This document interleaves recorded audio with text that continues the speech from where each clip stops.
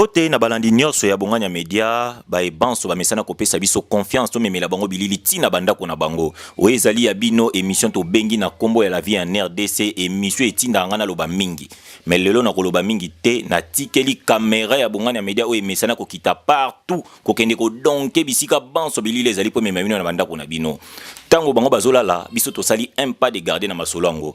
Lelo caméra ya bonganya media ekitaki na mabele ya kisenso epai wapi tokendai kotala nzela otobengi na kombo ya Delape oyo ewuti kobanda po matete ti kokoma na Saint-Ambroise nzela oyo liboso ekomisaki mokongo ya bilenge na biso ba 207 soki oza na buti ya mbula te papa mama bongisa 500 francs na yo ba memona mokongo soko boy tambola na kati na mai. Lelo o na vision ya mokonza mboka o tobengi na kombo ya Fachi Béton bakisela lisusu béton armé office de voirie et de drainage o tobengi na mokuse OVD et beti banzela oyo dada bakanivo ya mokwake oyo moni lisusu ba béton de propriété ya soin tala ndenge bana kinsenso basakolaki na micro ya bonganya media.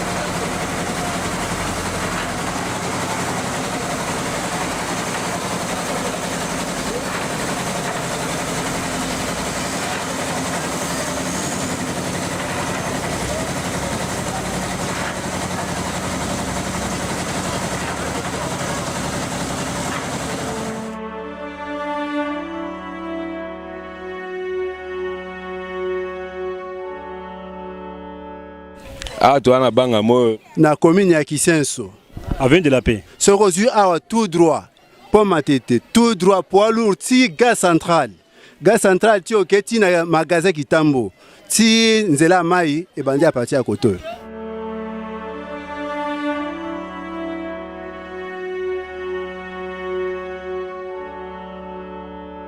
Vous avez calvaire. Pénible. Oh, mais papa, tout ça n'a pas de difficulté belé. Ce qui n'a pas de difficulté belé. Vraiment, embourbement, pas de camion, même pas moto, tout ça, donc vraiment, ça n'allait pas. C'est qui m'a ramonté. Naïbi pas si vous avez nzela qui à l'époque tant que moto non était pour accéder à nzela oyo tu vas nous mettre ma kolobanda ma tététi ba ancien combattant koto le transport qui penda passé à l'époque là ils avaient qui ba mituka to benga ka les to benga ba Suzuki Samurai donc mituka on a so comme 18h et ben nous ala sauter moi mituka et sili donc on était obligé de mettre ma kolobanda ma tété ti ndaku makolo donc ils avaient penda pénible. Ils avaient calvaire. Souffrance moko ezalaki po bimande otika awa o bimaka na matete ya pamba. Il faut préparer au moins aller-retour 4000 francs congolais. Ceux qui moulent les bêtis, tarif peut changer. Et quand on attend 2500 aller, 2500 retour. Ceux qui ont boy, on va souffrir poto partout, nzele zala quitter. En tout cas makambo to moni na nzelo yo. En tout cas to kembi ko kemba pour na nzela oyo. Minkai.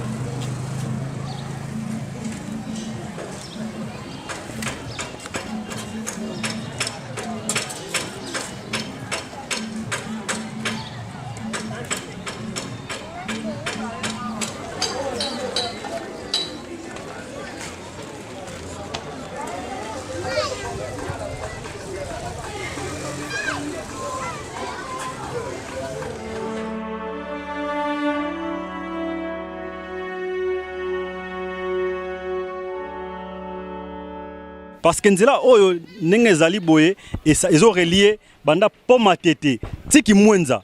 Donc moto na facilité à partir awa abimi ki mwenza gar ke cité verte. Donc lelo nzela oso esili eko sunga penza ba bitan ya kotoyo o na posa kende ipeni o la tourner boye ana facilité o kende mbala moko boye milemba yemo ki mwenza a komi cité verte. Donc ko sala nzela oyo ezo désenclaver venza et quartier na biso. Papa na bien que développement mboka et ça d'abord infrastructure et zali banzela. Quand banzela zali vraiment zamaram.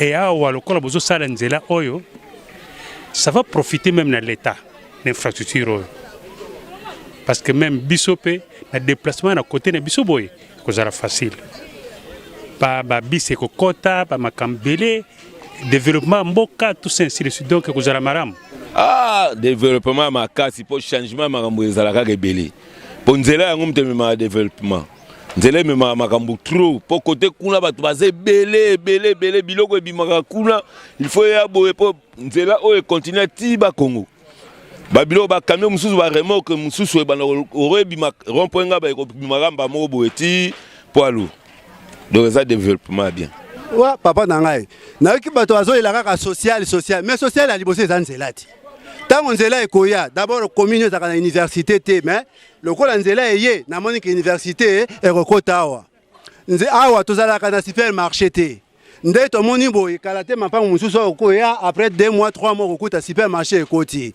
tozalaka na station kosomba ta carburant te tozalaka na bakada bido ya mike pembeni mais carburant station tokozwaka na nzela oyo donc social na biso a partir awa to moni ke ebongi.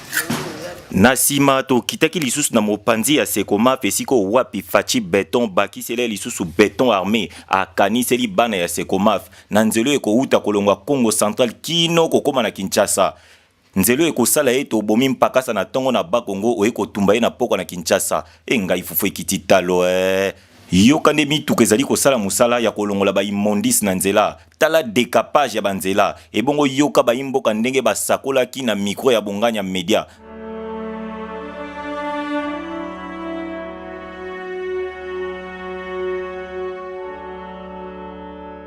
Bon, côté Pabotozali, na axe ou bien route il y a Sekomaf.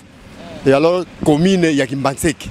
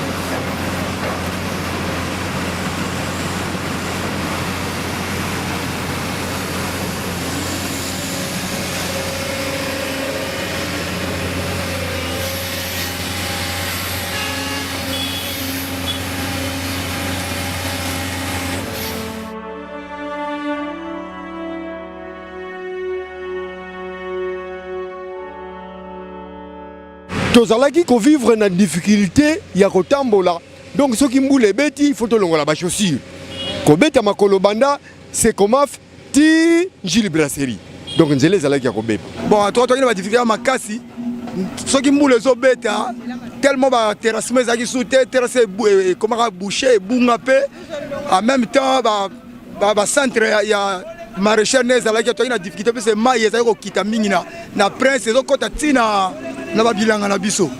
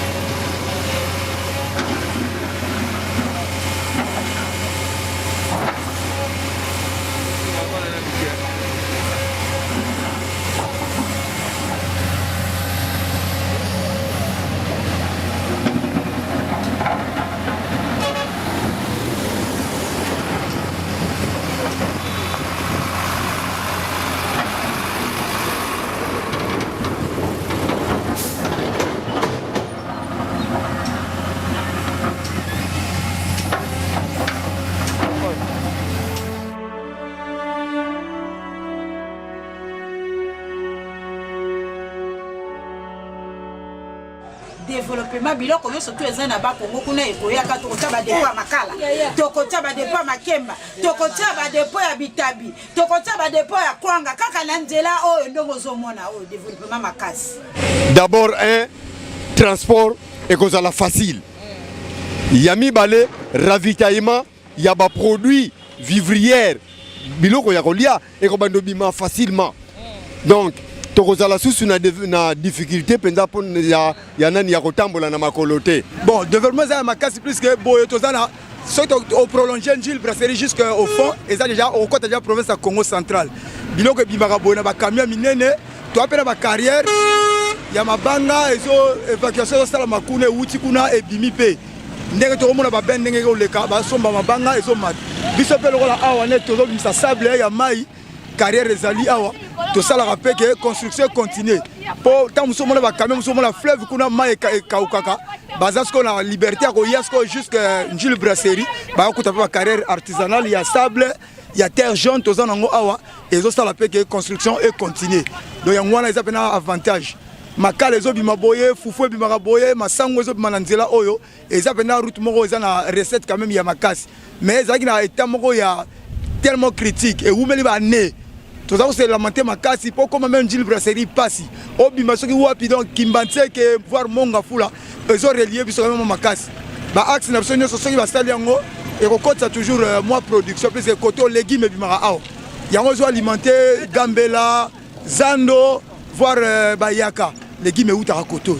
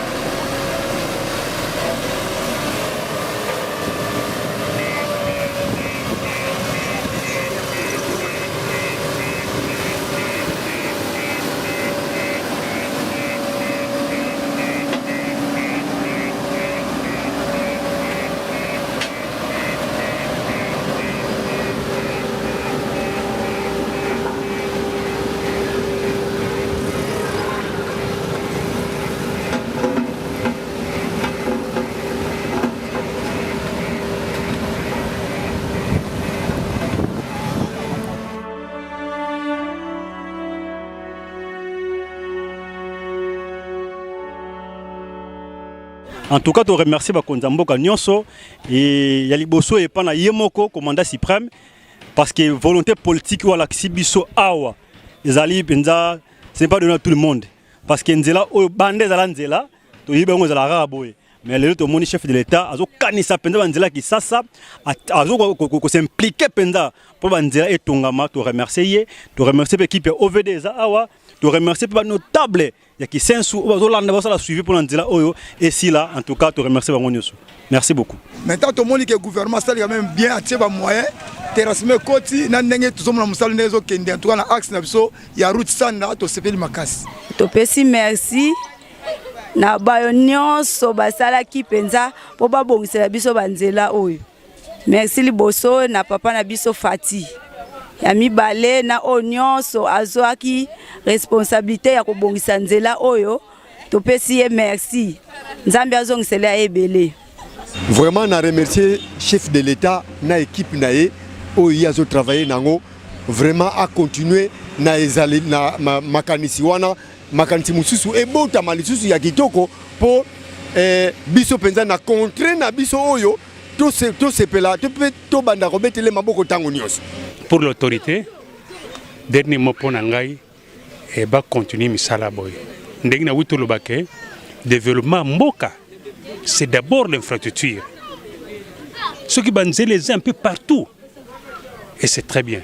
Ah, en tout cas, pour la bateau, Signaki, en tout cas, merci, merci, merci à trop, merci à toi, en tout cas, à te sepeli. Nzamba Baxela Binoga Rabo Kenda Kaka.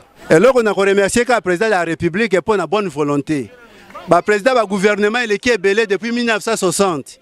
Si qui nous le boye, tout le monde changement et mon année à partir du président Fatine de Tozunzela. Je te remercie, Eming.